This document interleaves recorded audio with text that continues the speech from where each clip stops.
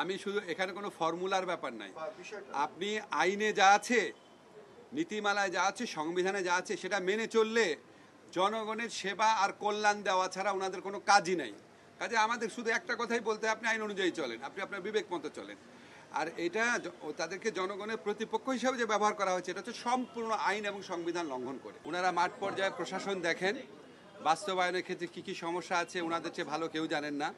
যেমন আজকে আমাদের বললো যে ওনারা বালু মহল, যে বালু যে আপনার অবৈধভাবে উত্তোলন করে যারা, তাদেরকে যখন ধরা হয় তখন দেখা যাচ্ছে তারা তাড়াতাড়ি জামিন পেয়ে যাচ্ছে, এটা ওনাদের কনসার্ন।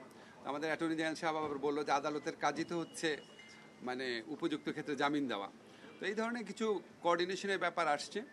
তারপরে আমরা ওনাদের কাছে আরেকটু সহযোগিতা চেয়েছি, আমরা ওনাদেরকে অবহিত করেছি আইন মন্ত্রণালয়ের পক্ষ থেকে কী কী পদক্ষেপ নেওয়া হয়েছে। যেমন সরকারি অনেক মামলা থাকে, মামলার ক্ষেত্রে আমাদের সলিসিটর যে উইং আছে আইন মন্ত্রণালয়, তারা বেটার কোঅর্ডিনেশন করার জন্য কী কী পদক্ষেপ নিয়েছি সেটা বলেছি। আবার ওনাদের যে আদালতগুলোতে ম্যাজিস্ট্রেটের, ওনাদের যে ডিসি অফিসগুলোতে ম্যাজিস্ট্রেটের আদালত রয়েছে, স্থান সংকুলনের সমস্যা, সেটা সমাধানের জন্য কি করা যায় সেগুলি কথা বলেছি। প্রবাসী কল্যাণ মন্ত্রণালয়ের ব্যাপারে আমরা ওনাদেরকে কাছে রিকোয়েস্ট করেছি যে যারা এসএসসি এইচএসসি পাস করার পর ছাত্ররা যে কিছুক্ষণ সময় পায়, কয়েক মাস সময় পায়, ওই সময়টাতে যেন ওনাদেরকে টিটিসিতে নিয়ে আসেন, টেকনিক্যাল ট্রেনিং সেন্টারে। তো ওনারা আমাদেরকে কিছু সাজেশন দিয়েছেন, খুবই গুরুত্বপূর্ণ সাজেশন। যেমন ওনারা বলেছেন যে বিদেশে যারা যেতে চায় তাদের সবার যেন ডাটাবেস করা হয়, মানে শুধু প্রশিক্ষণ যারা নিয়েছে তাদের না, প্রশিক্ষণ যারা নিয়েছে তাদের ডাটাবেস অলরেডি আমাদের আছে। আর ওনারা যেটা বলেছে এটা আমরা অলরেডি সত্যি ভাবছি, আমরা এই বিদেশে যারাই যেতে চায় তাদের ডাটাবেস করার পদক্ষেপ নিয়েছি, অচিরেই এটা শুরু হবে। তারপরে আপনার বিভিন্ন জেলা পর্যায়ে বা বিভাগ পর্যায়ে আরও বেশি সচেতনতা সৃষ্টির কথা বলেছেন। তারপর সরকারি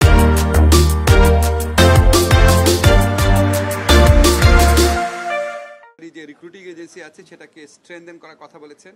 এবং আমাদের কাছে ভালো লেগেছে এটা ভেবে যে আসলে এটা তো আমরাও ভাবছি। ফলে আমি দেখলাম যে ডিসিরা যে বলে যে ওনারা প্রশাসনের কেন্দ্রবিন্দু এবং ওনারা আসলে অনেক কিছু জানেন, ওনাদের বাস্তব অভিজ্ঞতা খুবই চমৎকার। তো বিগত সরকারের আমলে আমাদের ডিসিরা, দেশের সবচেয়ে মেধাবী মানুষরা ডিসি হিসাবে কাজ করেন বা প্রশাসনে আসেন কম্পিটিটিভ পরীক্ষার মাধ্যমে। এত বড় রাষ্ট্রের একটা রিসোর্সকে গত ফ্যাসিস্ট রেজিম জনগণকে অত্যাচার করার জন্য, নিপীড়ন করার জন্য এবং তাদের অপকর্ম জায়েজ করার জন্য ব্যবহার করা হয়েছিল। তো আমার ওনাদের সাথে ইন্টারাকশন সে শুধু মনে হয় যে এটাকে আমরা যদি পজিটিভলি কাজে লাগাই, জনগণের সেবা করার জন্য, দেশের আইন শৃঙ্খলা পরিস্থিতি রক্ষা করার জন্য, ভূমি ব্যবস্থাপনার জন্য, স্বাস্থ্য শিক্ষা সেবা প্রদান করার জন্য ওই ক্যাপাবিলিটি ওনাদের আছে, কিন্তু ওই রাজনৈতিক দিক নির্দেশনাটা থাকে না। তো আমরা আশা করব ভবিষ্যতে বাংলাদেশে যেই দলই ক্ষমতায় আসুক, কোনোদিন যেন আমাদের যে প্রশাসন ক্যাডারে যে অসীম আমাদের সম্ভাবনা শক্তি রয়েছে, এটা যেন জনগণকে নিপীড়নের কাজে না লাগিয়ে আমাদের সংবিধানে যেভাবে বলা আছে জনগণের সেবা করার কাজে যেন লাগায়, এটাই হচ্ছে আমার প্রত্যাশা থাকবে। আমাদের অ্যাটর্নি জেনারেল সাহেব আছে, উনি আরও কিছু অ্যাড করবেন। আপনি যদি একটু ওইটা বলেন যে মানে এইটা আপনারা কি নির্দেশনা, মানে কি ফর্মুলা বেঁধে দিচ্ছেন বা কি নির্দেশনা দিয়েছেন যাতে করে সেই সেবাটা তারা দিতে পারে? আমি শুধু এখানে কোনো ফর্মুলার ব্যাপার নাই, আপনি আইনে যা আছে, নীতিমালায় যা আছে, সংবিধানে যা আছে সেটা মেনে চললে জনগণের সেবা আর কল্যাণ দেওয়া ছাড়া ওনাদের কোনো কাজই নাই। কাজে আমাদের শুধু একটা কথাই বলতে, আপনি আইন অনুযায়ী চলেন, আপনি আপনার বিবেক মতো চলেন।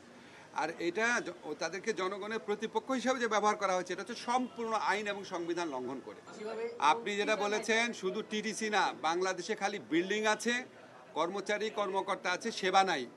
এটাই আমার এই গত 6 মাসের অভিজ্ঞতা। আমরা প্রাণান্তকর চেষ্টা করছি সেখানে আপনার ভালো কিছু করার। আমার বড় কিছু নয়, স্যার বলেছেন, আমরা ওনাদেরকে বলেছি সুপ্রিম কোর্ট বিভিন্ন সময় বিভিন্ন ইস্যুতে বিভিন্ন অ্যাকশনে যে সমস্ত রায় দিয়েছেন, এই রায়গুলো একটু আপনারা পর্যালোচনা করবেন। দরকার হলে একজন রিসার্চ অফিসার রাখেন আমার অফিসের সাথে, অ্যাটর্নি জেনারেল অফিসের সাথে সমন্বয় করে আইনসঙ্গতভাবে মানুষের অধিকার প্রতিষ্ঠায় যা করা সম্ভব সেটা করবেন, সেটাই আমাদের প্রত্যাশা।